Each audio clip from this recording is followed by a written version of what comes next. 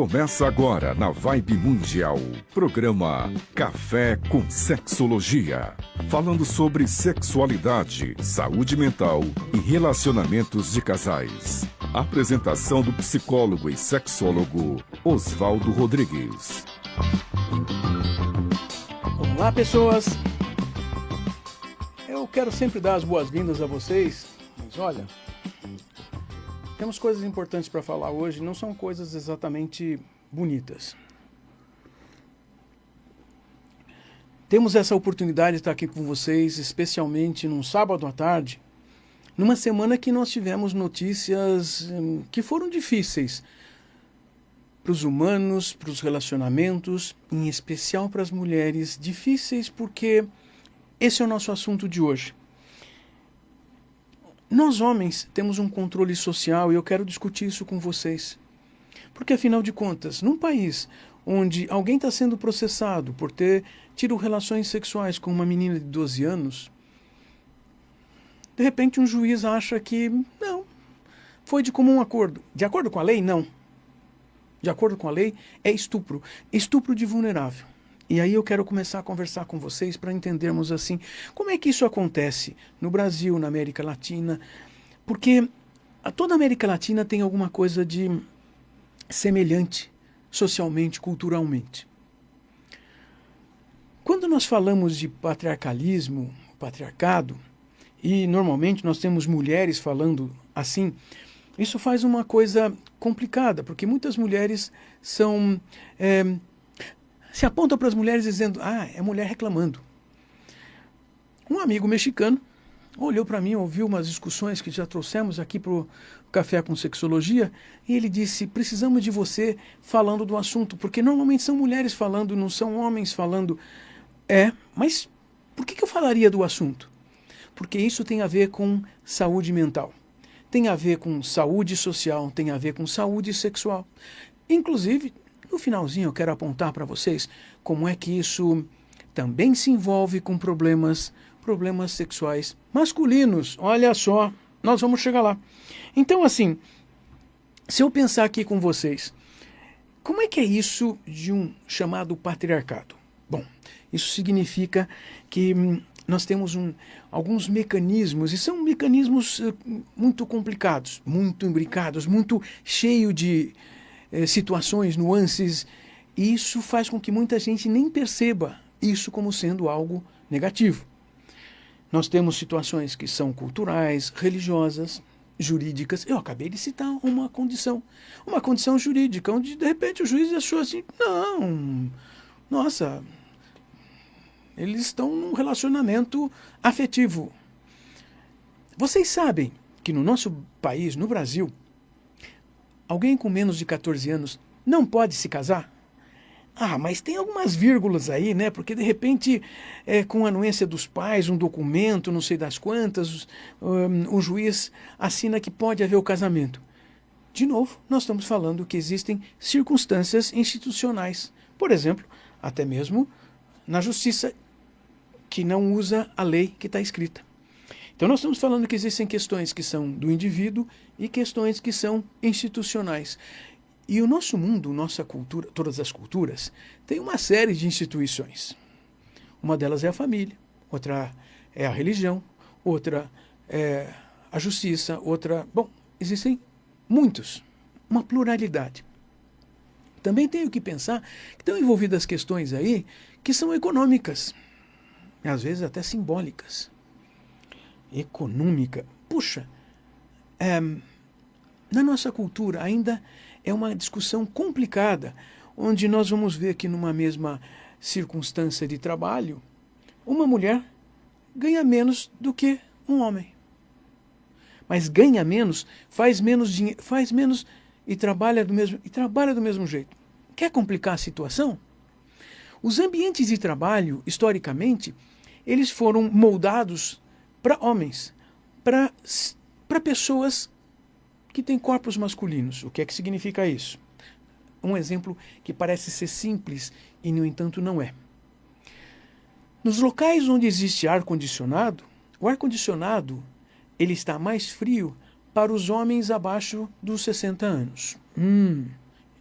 mas para as mulheres é muito frio. Pois é, eu até vejo isso em congressos de psicologia ou de medicina. Os homens normalmente estão com um terno, gravata, ou seja, estão abrigados. Uma temperatura baixa de 18 graus, e as mulheres têm que estar vestidas. Prestem atenção nisso. Vestidas como mulheres. Significa que muitas vezes, então, elas têm que recorrer a um chale ou algum adereço extra, porque o ambiente está preparado para homens. A temperatura. Muitos ambientes de trabalho que trazem essa condição com ar-condicionado estão preparados exatamente assim para pessoas que tenham um funcionamento fisiológico do corpo masculino. Olha, então eu estou contando para vocês que existem situações que são violências explícitas, mas existem situações que não são explícitas. Elas são situações... Caramba, vamos pensar um pouquinho mais, então, além dessa questão que eu contei para vocês da temperatura do ar em ambientes de trabalho. Esse mecanismo todo vai também moldar homens e mulheres. Pessoas que se identificam enquanto homens e que têm genitália masculina funcionam de um jeito. Pessoas que têm uma identidade feminina e têm genitália feminina, nós estamos falando a funcionamentos fisiológicos que implicam funcionamentos hormonais. Esse funcionamento diferente, ele também pode ser moldado, porque afinal de contas a cultura vai dizendo aonde nós conseguimos, podemos trabalhar, de que maneira podemos nos divertir, que situações que nós temos que fazer e reproduzir diariamente para que a gente tenha um reconhecimento social de sermos o que somos. Reconhecimento social significa que uma grande parte da nossa identidade pessoal, ela é moldada pelo mundo em que nós vivemos. Uma boa parte também deveria ser nossa, de nós influenciarmos o mundo. Mas a maior parte das pessoas, a maior parte do tempo, vive regras sociais, regras externas. Bom, de certa forma tem que ser assim, afinal de contas, como é que eu vou caminhar na rua e respeitar e não pisar no pé do outro? Assim como não pisem no meu pé. Então existe uma regra externa que nos molda. E aqui tem a discussão da história do patriarcado. Olha, deixa eu contar para vocês algumas coisas que andei relendo, descobrindo, achando. Como é o café com sexologia, eu tenho que ter meu cafezinho aqui para andar com o nosso tempo. Existem algumas coisas importantes na história do Brasil. A história do Brasil diz muito respeito ao mecanismo colonial trazido de Portugal, que não é o mesmo mecanismo colonial do resto da América Latina, onde os espanhóis eles iam viver nas cidades longe do litoral. No Brasil, basicamente, os portugueses ocuparam o litoral e só colhiam as coisas que eram trazidas do interior para levar para Portugal. A essa época, nós estamos falando então século XVI até o século XVIII, nós temos uma circunstância de compreensão do que era o corpo feminino. Esse corpo feminino também já tinha histórias de mais de 500 anos, inclusive com referências religiosas, teológicas, onde a mulher era um corpo passivo para a reprodução. De verdade, há 1000 anos se compreendia que a mulher só recebia o sêmen masculino para reproduzir, não precisava nem uma parte dela. Ela era apenas um local onde o espermatozoide, que hoje chamamos de espermatozoide, crescia para trazer uma criança. Há uma coisa de importante nessa discussão. O conhecimento médico, aquilo que nós chamamos de medicina, ainda é assim uma grande parte, uma grande maioria. Mas há 500 anos, o conhecimento médico era exclusivamente masculino. Agora eu chamo de masculino porque eram pessoas que não só nasciam com pênis, mas também se mostravam e assumiam responsabilidades sociais masculinas. Isso significava uma coisa. Daquela visão dita aristotélica, estamos falando há 2500 anos, que então o útero feminino era só inchado, inflado pelo sêmen masculino, aí há 500 anos ainda havia uma compreensão meio semelhante, porque afinal de contas a mulher não deveria ser tão importante. Se os homens produziam conhecimento, eles produziam conhecimento que dissesse respeito às necessidades masculinas. Gente, é isso que é o patriarcado. Afinal de contas, se nós estamos falando de uma produção de conhecimento, eu vou produzir um conhecimento que me faça bem, que me seja útil. Caramba, mas isso faz o quê com as mulheres? Bom, no século XVIII nós tivemos um exemplo aqui no Brasil. O registro que se tem é de uma mulher chamada Maria. Ela era uma escrava na região de Itu. Itu, aqui no estado de São Paulo, a menos de 100 quilômetros da cidade de São Paulo. Ela foi julgada por bruxaria. Por que ela foi julgada por bruxaria? Porque ela usava ervas medicinais. Assim, ela via as pessoas com sofrimentos, ela sabia as funções de algumas ervas e ela tratava, ajudava essas pessoas a serem cuidadas. Ela estava invadindo um território dominado por homens. Ela estava fazendo o que hoje nós chamaríamos de um exercício ilegal da medicina. Mas, na época também, havia a ideia, a compreensão de que, olha, esta mulher está fazendo algo de errado, porque ela está fazendo algo que não está na Bíblia. Isso é bruxaria. Pois é. Havia também, no século XIX, apareceu uma outra mulher, também chamada de bruxa, ali na região de Ilhabela, São Vicente, aqui no litoral de São Paulo. Ela também foi denunciada por ter um livro de bruxaria, de mandingas. E também usava ervas medicinais. Pois é, ela tratava pessoas escravizadas. Ainda. Nós temos uma série de teóricos que principalmente nos últimos 50 anos, têm trabalhado bastante com algumas questões, tentando apontar algumas coisas. Primeiro, é perceber que assim a disciplina patriarcal tornava os corpos dóceis, os corpos que aceitem o poder. Mas o que tem a ver com a bruxa ali do século XVI, do século XIX? Então, eram mulheres, esses corpos, os corpos femininos, eles estavam domesticados a ponto de terem que sucumbir ao outro, a outra pessoa. Então nós estamos falando de homens que dizem: você tem isso, você tem aquilo, você é aquilo, você tem que fazer isso. Também nessas últimas décadas, a gente vai ter teóricos que vão apontar que cada gênero tem um tipo de desempenho esperado numa cultura.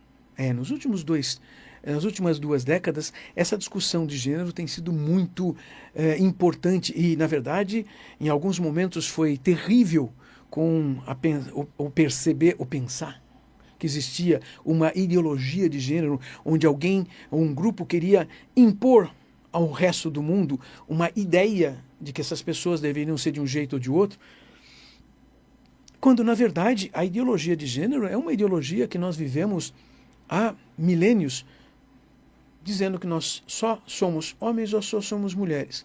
Não. As pessoas que estão intermediárias a esses gêneros existem desde sempre. Muitas vezes, em muitas culturas, essas pessoas não tiveram nomes. Mas eu sei que em muitas culturas, em todas as culturas, muitas dessas pessoas, essas características que não chegavam nos extremos, sejam biologicamente, psicologicamente ou socialmente, essas pessoas tinham funções sociais diferenciadas, então muitas vezes recebiam nomes que permitiam que elas continuassem com esse mecanismo de serem não dos extremos, nem macho, nem fêmea, nem homem, nem mulher, nem masculino, nem feminino. Mas existe uma esperança, uma expectativa de que as pessoas, então, elas tenham um desempenho, uma performance. Também é verdade que, para isso, nós usamos mecanismos que são comuns para desmoralizar as mulheres. É como se as mulheres e as pessoas, então, que lutem por direitos femininos, elas passaram a ser demonizadas, como se uma feminista estivesse lutando contra os homens. Vejam bem, em nenhum momento, em nenhuma situação, uma feminista lutou contra homens. Luta a favor dos direitos femininos. Bom, isso não é de hoje. Existem muitos exemplos durante os séculos, mas principalmente nos últimos 150 anos, essa defesa começou a aparecer mais frequentemente. Se vocês acham que a discussão dos direitos femininos, do direito das mulheres, é uma coisa recente, gente, no século XVIII, ainda logo à época da Revolução Francesa, já nas Américas, na América do Norte, houve reunião, congresso de mulheres que desenvolveram, por exemplo, uma Carta dos Direitos das Mulheres. Direitos civis. Eu falei direitos civis. Só que os direitos civis das mulheres só foram aparecer para a maior parte dos países no século XX. E a maior parte dos direitos só na segunda parte do século XX. Como assim direitos civis significa o quê? Para começar, direito de voto num país que se diz democrata e que, olha, nós temos eleições para eleger quem vai administrar o país. As mulheres não podiam, não tinham esse direito. Os primeiros países que apareceram com esse direito para as mulheres foram, por exemplo, Nova Zelândia, mas isso na última década do século XIX. O Brasil demorou algumas décadas ainda para ter esse direito. Ainda assim, o direito de votar não significava o direito de ser votada. Ainda demorou um tempo para que então uma mulher pudesse ser votada. Há cerca de 70 anos, uma mulher foi votada aqui na cidade de São Paulo como vereadora e passou algum tempo sendo vereadora. Puxa vida, mas nós estamos falando de 1950. Não, mas agora todo mundo... Mais ou menos. Até a década de 1960, no Brasil, uma mulher sequer podia tirar passaporte, porque afinal de contas, tirar passaporte significava, sim, só se o marido permitisse.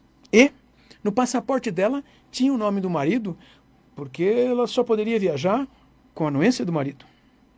Quer dizer, ela era comparada e tratada como uma criança, uma menor de idade, alguém menor de idade que não tem o direito, não pode viajar, não pode sair de casa, não pode ir até a outra cidade vizinha.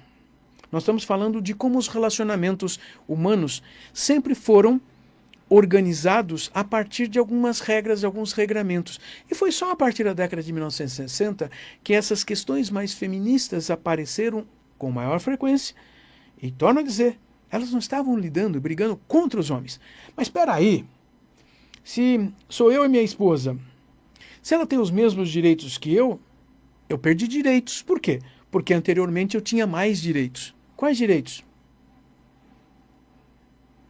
De usar o dinheiro todo da família, de ter todas as propriedades no meu nome. Essas são coisas complicadas para quem está na situação subalterna, para quem está perdendo. Também alguns desses teóricos começaram a contar e mostrar que assim era necessário ter algum tipo de divisão estratégica para as mulheres também ter um pouco de controle sobre as suas próprias vidas, não é sobre a vida do outro. Também pode existir isso, mas nós vamos pensar nisso depois. Isso resulta em algumas coisas. Tem um teórico africano que começou a mostrar que existe uma necropolítica envolvida no patriarcado. Por quê? Porque nos nossos países, e ainda em vários países isso continua acontecendo, no Brasil continua acontecendo, mulheres morrem porque são obrigadas a continuar com uma gravidez que vai matá-las, porque o corpo delas não tem condição de dar à luz. Isso é uma necropolítica, uma política dirigida para a morte de quem? De quem não tem direito. Vocês podiam estar me dizendo, quando eu referi aqui um teórico africano, vocês podem ter lembrado de outra coisa, que é uma discussão importante na nossa cultura no Brasil. Por quê? Porque a nossa ascendência, dizer de quem eu vim, de quem eu nasci, a cultura, o país e da onde eu venho mantém meu poder. Eu sou um homem branco, descendente de europeus. Eu sei que isso me dá poder, me deu poder.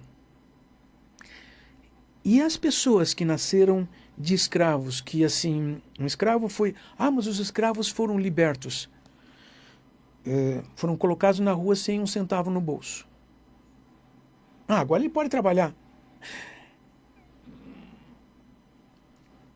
Na mesma época começaram a trazer para o Brasil imigrantes, principalmente europeus, mas logo vieram japoneses, mas principalmente italianos, mas vieram grandes levas de espanhóis, até portugueses, poloneses, russos, de toda a Europa. O que eles vieram fazer no Brasil? Trabalhar, ganhando dinheiro. Mas por que não se pagava o negro que recebeu a abolição da escravatura? Pois é, porque os brancos, filhos de europeus, queriam outros europeus trabalhando para eles. Esses europeus foram contratados e passaram a ganhar, e isso faz uma diferença, porque aquelas mulheres que não sejam descendentes de europeus, elas são as que mais morrem, ainda hoje no nosso país, simplesmente na busca de ter uma gravidez ou ter que levar a cabo uma gravidez, porque ela não vê alternativa, ela não é dada alternativa para ela. Então existe na nossa cultura uma violência que se torna até simbólica, afinal de contas, esse simbolismo se torna naturalizado. E isso naturaliza a subordinação das mulheres aos homens. Aos homens de determinado tipo de qualidade, como eu disse, brancos descendentes de europeus, isso fica mais fácil. Vamos lembrar uma coisa, que assim, no Brasil muita gente se sente europeu. Não, a maior parte dos brasileiros não vai ser percebido como europeu na Europa, não vai ser percebido como branco nos Estados Unidos. Por quê? Porque somos diferentes. Vocês sabem que, assim, no Brasil, a história relacionada, eu falava da gravidez, relacionada ao aborto, é complicada, porque em 1940 teve um decreto-lei, e ele continuou sendo usado, que criminalizava o aborto, negando uma autonomia corporal a essa mulher. Mas os abortos sempre aconteceram. Historicamente sempre aconteceram. Em todas as histórias de povos humanos, o aborto aconteceu. Quando que o aborto passou a ser criminalizado? Principalmente quando os países precisavam de quê?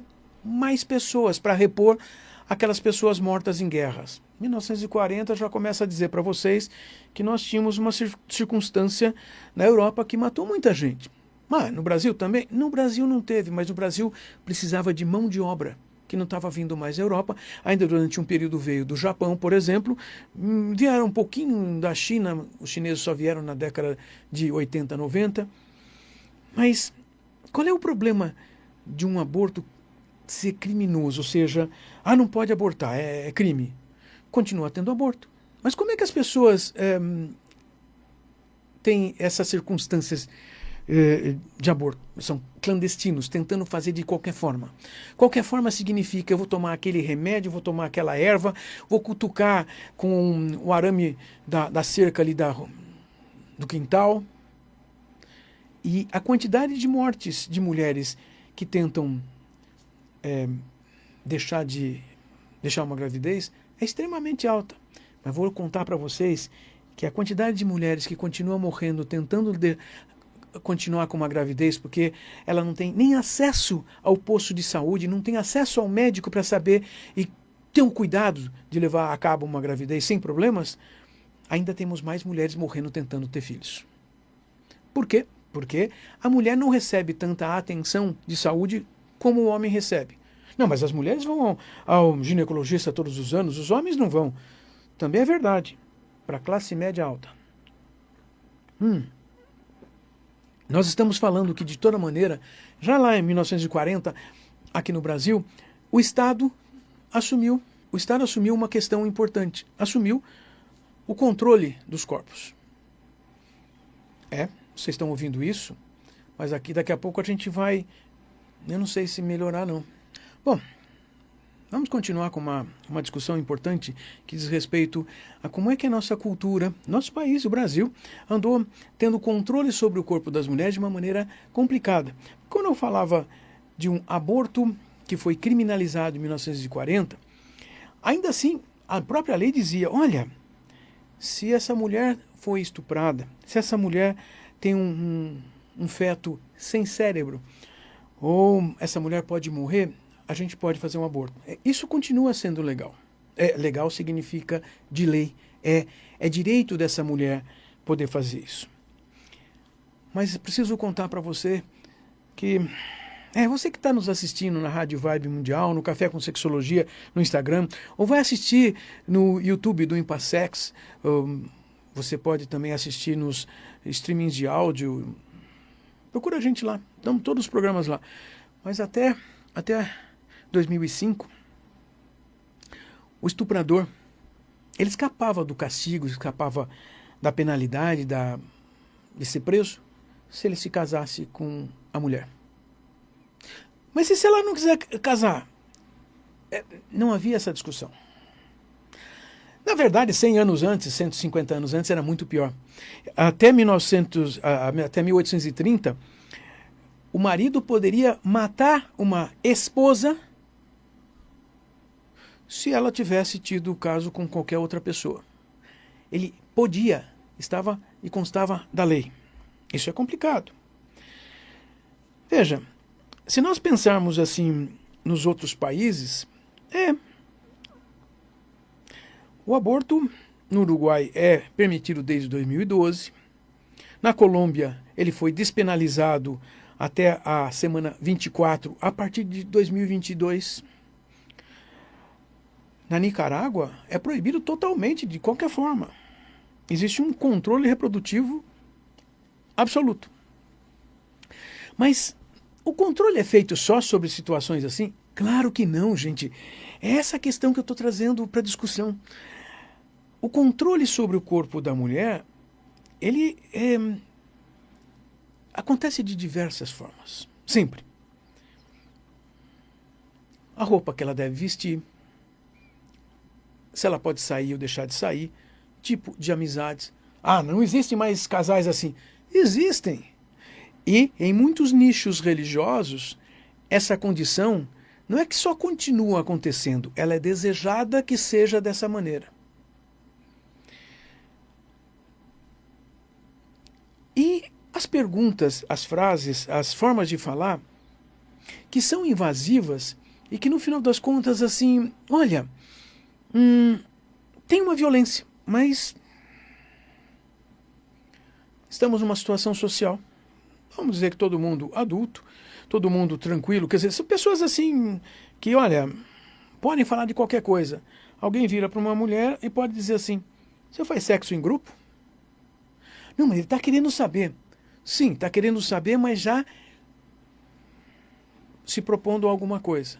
Mas não é necessário a gente perguntar? Também é verdade. Mas qual é a intenção dessa pergunta, dessa pessoa, nessa situação? Se vocês estão numa rede social, veja, nós homens aprendemos que o corpo da mulher, o corpo feminino, é um território disponível para nós avaliarmos, para nós usarmos, para nós corrigirmos e também castigarmos. Por quê? Porque nós vamos lá e vamos dizer, não, a mulher não pode ter esse corpo desse jeito ou daquele, ela não pode ser magra, não pode ser gorda, ela não pode ser assim, não pode ser assado. As opiniões estão sendo dadas em todas as postagens que acontecem.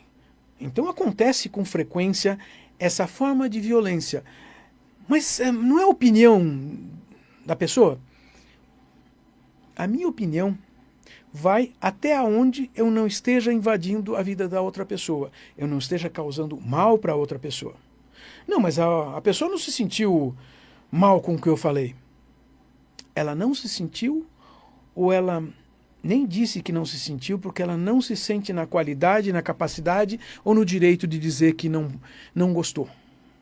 Então pensem nisso. É uma cultura, é isso que se chama de uma cultura do estupro. Porque, afinal de contas, os homens compreendem que têm o direito de. Então, falar é o de menos. Isso, porque da fala, os homens adultos passam a ações. E podem haver estupros, sim, na nossa cultura, em toda a América Latina.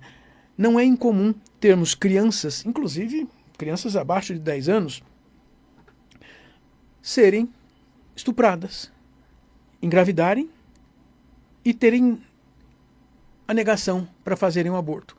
O último caso aconteceu faz poucos meses no Peru, uma menina de 7 anos. Uma menina de 7 anos.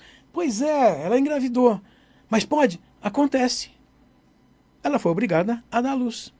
Uma menina de 7 anos. Tem mais. Existem pessoas? Pois é. Como nós estamos falando, a cultura traz o direito na forma e na mão e na fala dos homens. Se nós tivermos um grupo de homens, ou apenas um homem fazendo parto de uma mulher num lugar escondido, esse homem, inclusive, pode querer ter sexo com essa mulher.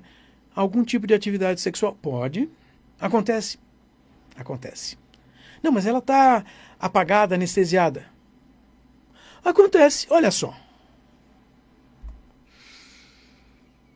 Em vários outros países existem situações que são demandadas culturalmente. No Irã, por exemplo, o hijab, um lenço na cabeça cobrindo do pescoço aos cabelos, principalmente os cabelos, é obrigado desde 1979 para as mulheres. Em 2022 teve um caso importante de uma mulher que morreu e assim houve protestos sobre a mulher, a vida e a liberdade. Mas isso é agora. Ela morreu por quê? Porque ela não queria usar uma cobertura nos cabelos. Existe, então, toda uma moral dentro de um grupo social que vai policiar o poder. Em nome do poder, eles vão dizendo, olha, isso não pode, isso eu não quero, isso eu não aceito. Isso ocorre mais com as mulheres? Também ocorre com os homens. Quer ver um jeito de xingar um homem? É dizer que ele é uma mulherzinha. Peraí. Exatamente o que vocês ouviram. A forma de xingar um homem é rebaixá-lo à qualidade de mulher, e rebaixá-lo significa que esses homens que estão xingando um homem de mulher é que eles já sabem, eles vivem isso, dizendo que a mulher é menos que esse homem. Na Arábia Saudita, mesmo com reformas sociais nas últimas décadas, existe uma tutela especial. O homem é dono dessa mulher. O corpo da mulher é desse homem do jeito que ele quiser. Existe uma custódia desse corpo, legalmente falando, religiosamente também. Veja, eu falei de 2 países que têm uma prática de mesmo tipo de religião, mas cada país tem um formato diferente e um pode ser mais exigente que o outro. Na África, abaixo do Saara, isso não é considerado muito correto atualmente, mas assim, existem grupos que historicamente sempre mutilaram os genitais femininos. Existe mutilação de genitais? Existe. Mas é só na África, né? Não. Nigéria, Somália, Sudão. Se o corpo dessa menina, nós estamos falando de meninas de 10, 12 anos de idade, a época que ela está tendo uma primeira menstruação, se compreende que ela agora é capaz de reproduzir, nós temos que arranjar um jeito de fazer alguma coisa. Se cortam os lábios vaginais e o clitóris dessa menina, sangue frio, porque não tem anestesia no meio. Com a suposição de que ela vai gostar menos de sexo, então ela vai ficar mais dedicada à reprodução daí para frente. E que a justificativa, ainda nas discussões mundiais, sociais, culturais, nos congressos, ainda se fala assim, mas faz parte da cultura deles. Sim, faz parte da cultura deles, mas essa menina está sendo violada, num certo sentido claro, genital, e ela está perdendo qualidades e capacidades físicas, fisiológicas, até mesmo de sentir prazeres ou satisfações, porque algumas passam e continuam a ter o resto da vida dores e dores muito intensas. Vocês me ouviram dizer assim, África, aqui na América do Sul, na Colômbia, há não muito tempo se descobriu numa cidade pequena que é de um grupo autóctone, um grupo daquilo que nós chamamos de indígenas. De repente, começaram a aparecer muitas crianças, muitas meninas que tinham infecções genitais. De repente, um médico que estava atendendo lá no hospital começou a perceber que era muito comum, quer dizer, apareceram muitos casos. Aí ele começou a perceber que muitos dos casos não apareciam lá porque as meninas morriam. Nesta cultura, nesse grupo cultural, aqui na América do Sul, eles sempre fizeram a mesma coisa com as meninas. Gente, então até perto daqui, pois é. Casamento infantil, infantil das meninas. Em vários lugares da Ásia, na Índia, por exemplo, o matrimônio infantil existe ainda em vários grupos e classes sociais. Não, mas no Brasil não existe. Existem centenas de milhares de menores de idade que estão casadas legalmente ou convivendo matrimonialmente com toda a cultura, com todas as famílias, achando que isso é normal. Primeiro, nós estamos desqualificando essa pessoa para que ela não seja adulta e não vá ganhar um espaço social de poder, inclusive com um trabalho, ganhando dinheiro. Ela não vai ter poder. Entenderam?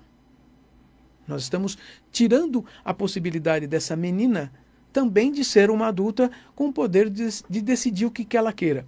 Ah, mas então nós estamos facilitando que alguns homens sejam aquelas palavras que todo mundo tem medo de falar nas redes sociais? Homens que gostam de crianças.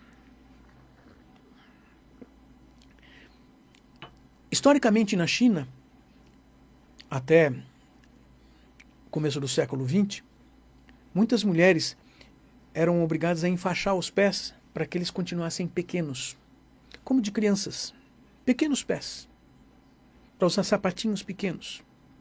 Essa deformação fazia com que elas tivessem dificuldades de andar, grandes dificuldades de locomoção física. Mas era bonito. Bonito para quem? Para os homens que tinham controle sobre esses corpos. Também é verdade que em muitos de nossos países sempre aconteceram esterilizações forçadas. Existem histórias aqui no Brasil, principalmente no Nordeste do Brasil, nas décadas de 1960 e 1970, vocês estão compreendendo um contexto histórico interessante, não é? Um tipo de história política. Muitas mulheres no Nordeste eram esterilizadas. Quando? Elas vinham da luz, faziam uma cesárea, na hora de tirar a criança, cortavam-se as trompas dessa mulher, fechavam a barriga dela e mandavam ela para casa. Não, ela não consentia. Poxa, era um médico. Alguém que tinha um poder público. E era um homem. Pode piorar. Porque eu sei que existiam grupos internacionais que promoviam esse tipo de ações e pagavam para esses médicos por fora para que eles continuassem a produzir esse tipo de ação. Aqui só, não. Conta-se de maneira, até como uma piada, que na Índia, na década de 1960, um homem que quisesse ser esterilizado ganhava um radinho de pilha. Ah, mas os homens também são esterilizados? Olha, são muito poucos. Mas isso também vai acontecer na Europa. Em todos os países tem complicações. Na Hungria, se uma mulher vai abortar, o médico obriga a mulher a ouvir os batimentos cardíacos do feto. Isso é o quê? Gente, isso é uma maneira de violentar essa mulher de diversas formas. Ela não vai sair de um aborto, mesmo desejando, achando que não tem condições, mesmo que ela tenha que abortar porque a criança não vai nascer direito, se o corpo dela não vai permitir. Já vai haver uma violência do corpo dela. Agora, essa outra violência é complicada.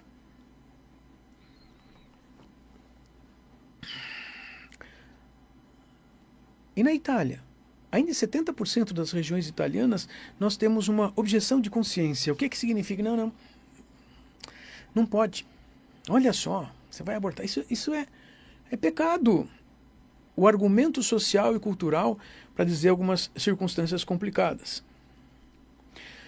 Nos Estados Unidos, a complicação vai para cada estado. Existem estados, inclusive, onde já se foi a julgamento e uma circunstância julgou que, olha, o feto é uma pessoa e tem direitos de pessoa. Eu perguntaria assim, cadê o CPF? Não, direito legal não tem, não paga imposto. Não tem documento. Pois é, mas até em alguns estados dos Estados Unidos existia uma condição onde o feto tem prioridade sobre a saúde da mulher. Não se está dando o direito da mulher ter saúde. Então esses controles do corpo da mulher, ele vai acontecer em todos os países latino-americanos de uma maneira bastante intensa, terrível e, sim, está de acordo com as leis. Não é uma coisa que é escondida. Muitos homens se safam de qualquer tipo de violência simplesmente porque a lei diz que eles podem ser assim. Ah, mas eles podem ser diferentes? Bom, nós temos que começar a conversar a respeito disso. Porque, afinal de contas, assim, como é que nós, homens, vamos compreender essas circunstâncias? Primeiro, temos que compreender que houve uma naturalização desse controle dos homens sobre as mulheres. Ah, quer dizer que então o controle dos homens sobre as mulheres não é natural? Não é biológico? Ah, não, mas os homens têm corpos mais fortes, nós temos mais músculos, etc. Olha, eu desafiaria qualquer homem não atleta a enfrentar na modalidade atlética uma mulher que pratique qualquer modalidade atlética. O que eu quero dizer com isso? Vocês já entenderam. Se nós não tivermos a qualificação para desenvolver um corpo, nós não vamos desenvolver. A maior parte dos homens que trabalha de maneira sedentária, sentado com a sua profissão, sem ter atividades físicas, não vai vencer uma corrida de uma mulher que só corre 5 quilômetros. Só 5 quilômetros. Também é importante compreender que as instituições, elas são participantes nesse silêncio que existe, nessa obrigatoriedade de submissão das mulheres e mais, do uso da violência contra as mulheres. Nas instituições religiosas, nós passamos o ano passado todo, em 2025, com notícias de que religiosos abusavam de mulheres. Ali, na salinha fechada, ali numa outra situação, e algumas com aquelas explicações absurdas de que o sêmen desse religioso iria santificar essa pessoa. Se nós percebemos que existem diferenças culturais de acordo com as nossas origens, a coisa fica pior. No Brasil, mulheres negras, mulheres indígenas, elas vão sofrer muito mais do que as mulheres brancas e de classes altas. Então, uma mulher que viva num bairro caro, que tenha dinheiro, que possa cuidar de saúde, ela não vai ter uma série de sofrimentos. A mulher negra ou a mulher indígena, já por si, não moram nas principais regiões de uma cidade.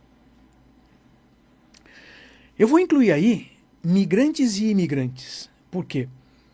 Bom, no Brasil, um imigrante, alguém que venha de fora do Brasil, ainda ganha direitos muito mais facilmente do que em vários países. Em vários países, a pessoa entrou no país lá de maneira ilegal, coloca uma algema nessa pessoa e manda de volta.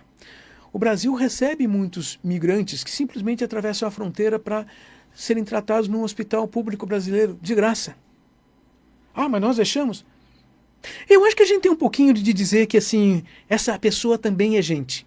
Mesmo assim, ela ainda vai estar numa circunstância socialmente rebaixada, porque ela não tem nem sequer direito, nem posição social, nem poder político de enfrentar algumas circunstâncias que inclusive o pessoal de saúde vai oferecer para essa pessoa.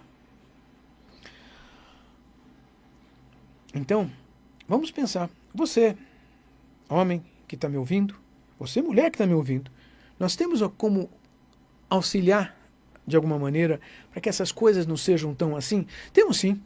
Sabe, uma das coisas importantes é nós escaparmos dessa condição de não dar autonomia para uma pessoa que vive na nossa cultura, darmos direito, então, a uma saúde reprodutiva, darmos direito à integridade física e emocional, psicológica, e lutarmos pela igualdade frente à lei. O Brasil já tem uma série de leis que diz que somos todos iguais. São discussões complicadas. Mas nós temos que começar a pensar que se nós adultos educarmos as crianças, principalmente os meninos. Com menino eu quero dizer, olha, nasceu aquele serzinho ali, ele tem genital masculino. Ok? Se começarmos a educar essa criança, para que essa criança ela também compreenda que a outra criança que tem o genital diferente dela, essa criança ela tem que também admitir que a outra criança tem os mesmos direitos, aprender a não sair batendo, não sair xingando, não sair gritando, não sair impedindo essa outra criança de ter o mesmo acesso que ele para fazer as mesmas coisas, a brincar, ao brinquedo. Por que nós temos nos últimos 20, 25 anos discutido muito a questão de bullying? Porque assim, uma criança bater na outra criança, ou xingar outra criança, ou não deixar outra criança na escola poder ser o que ela pode ser. Não estou dizendo que assim essa pessoa não bater na outra porque apanhou. Não. Estou dizendo exatamente aquela pessoa que vai bater. Já notaram que a maior parte das histórias são de meninos, homens, que já aprenderam que têm o direito de bater? É isso que eu estou contando. Se nós ensinarmos os meninos a um caminho de equilíbrio, de igualdade, eu acho que nós vamos começar a ter um mundo melhor. Quando? Não é hoje, não vai ser amanhã, não vai ser o ano seguinte. Nós ainda precisamos de muito tempo para mudar. As mudanças sociais acontecem a cada 20, 30 ou 50 anos de acordo e dependendo do que é. Essa questão com relação à sobreposição de poder de homens sobre mulheres ainda vai acontecer. E tenho certeza que pessoas que tenham identidades, que assumiram identidades masculinas na nossa cultura, muitas vezes estão fazendo o papel igualzinho os outros homens contra as outras mulheres. Pensem nisso. Eu quero deixar aqui uma mensagem boa e positiva. Já falei muita coisa ruim hoje. Nós temos o direito e o dever de começarmos a buscar novos mecanismos para melhorarmos nossas vidas. Quero manter o convite para vocês de assistir o Café com Sexologia. Olha, nós estamos aqui na Rádio Vibe Mundial, no Instagram do Café com Sexologia, no YouTube do Impassex e da Rádio Vibe Mundial. E estamos também nos streamings de áudio. Para fazer o quê? Para conversarmos sempre, trazermos assuntos, para debatermos assuntos relacionados à sexualidade, relacionamento de casais, saúde mental. Nós precisamos desenvolver novas formas. Uma das formas é conversando. O conversando não vai resolver tudo. Hoje não. Mas talvez, se juntarmos mais pessoas pensando, ou talvez é um eufemismo, nós precisamos juntar mais pessoas e conversarmos sobre isso, para que a gente não chegue a situações onde nós façamos com que outras pessoas tenham menos direitos e não participem da vida, e não contribuam para a nossa felicidade, porque as outras pessoas vão contribuir. Vamos pensar nisso? Pode ser? Olha, domingo à noite, 8h30 da noite, nós estamos ao vivo. Pode ser? Estou ouvindo vocês lá no domingo à noite. Até mais, gente.